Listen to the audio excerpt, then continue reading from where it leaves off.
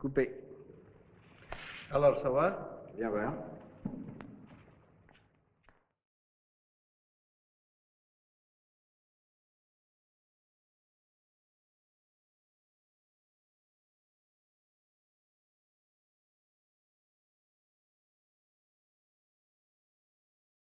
C'est un peu extérieur encore. Il faudrait aller au fond de l'histoire. Il faudrait risquer tout. Voir les tableaux les uns sur les autres comme ils se font. C'est-à-dire que tu veux montrer tous les tableaux qui sont sous un tableau. Qui sont sous un tableau. Ça, tu peux pas faire ça.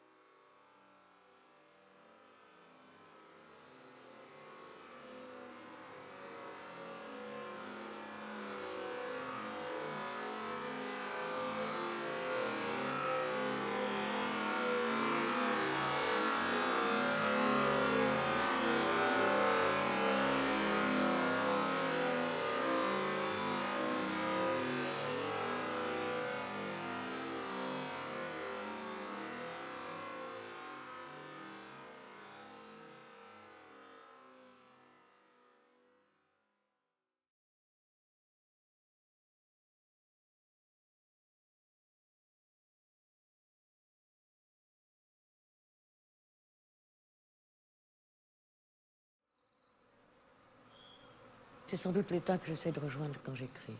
Un état d'écoute extrêmement intense, vous voyez, mais extérieur. Les gens vous disent qu'on est là dans la concentration quand on écrit. J'ai le sentiment d'être dans l'extrême déconcentration. Il y a des choses que je ne reconnais pas dans ce que j'écris, donc elles me viennent bien d'ailleurs. Je ne suis pas seule à écrire quand j'écris, mais ça je le sais.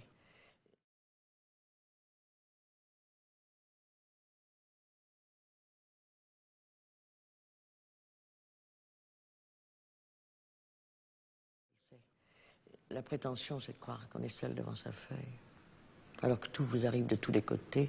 Évidemment, les temps sont différents, ça vous arrive de plus ou moins loin. Ça vous arrive de vous, ça vous arrive d'un autre, peu importe, ça vous arrive de l'extérieur.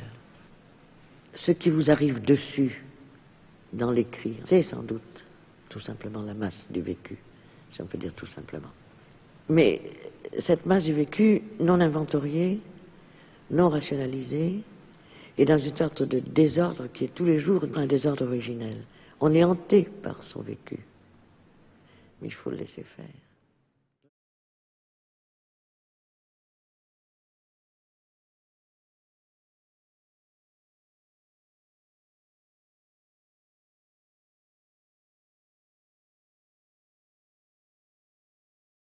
C'est quelqu'un qui, chaque jour, se souvient de tout pour la première fois. Et ce tout se répète chaque jour, elle s'en souvient chaque jour pour la première fois.